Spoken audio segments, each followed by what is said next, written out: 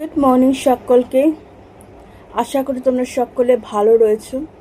আজকে হচ্ছে হনুমান জয়ন্তী।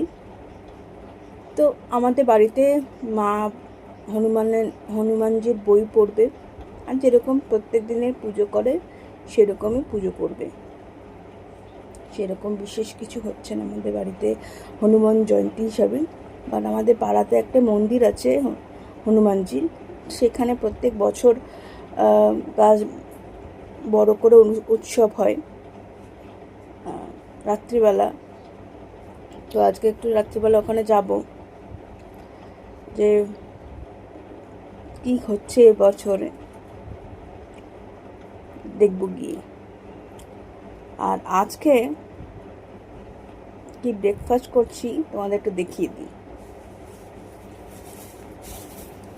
আজকে শুধু ব্রেকফাস্টে তোমার ছাতুর শরবত খাচ্ছি।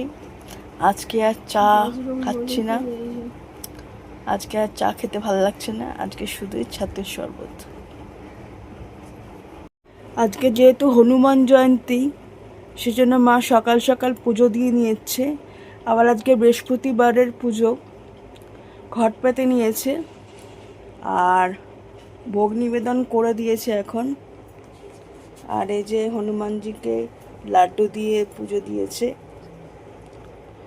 আর সকল ঠাকুরকে মিষ্টি দিয়েছে আর কি। আর বৃহস্পতিবারে তো লক্ষ্মীমার পাঁচড়িতে পড়েই, প্লাস আমাদের সাই বাবাজির পাঁচড়িও পড়ে। তো যেহেতু আজকে হনুমানজির পুজো, মানে হনুমান জয়ন্তী, তো হনুমানজির পাঁচারিও মা আজকে পড়বে। এই যে আমার মা।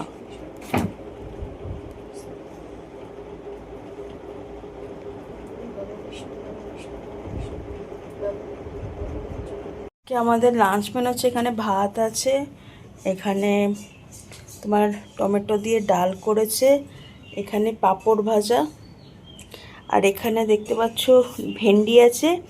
পুজো করে মা একটু কিছু একটা ভেন্ডি দিয়ে করবে, তো এখনও করা হয়নি, শুধু ডাল ভাত আর পাঁপড় ভাজা হয়েছে।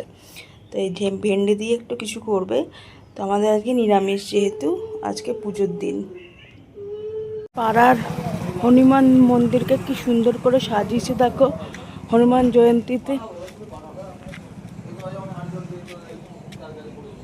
এই যে হনুমানজি, চারিদিকটা এরকম পতাকা দিয়ে সাজিয়েছে।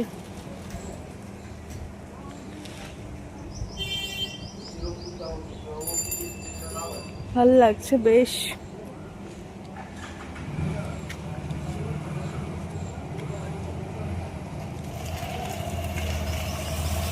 আর এখানে শনি মহারাজ, মা কালী আর ভোলে বাবা, হয়তো দেখতে পাচ্ছ না।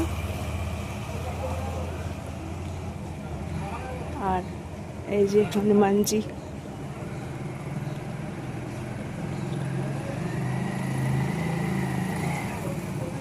মতো এখানেই ভিডিওটা এন্ড করলাম। আরেকটা ভিডিও নিয়ে কালকে আবার তোমাদের সাথে দেখা হচ্ছে। Bye bye.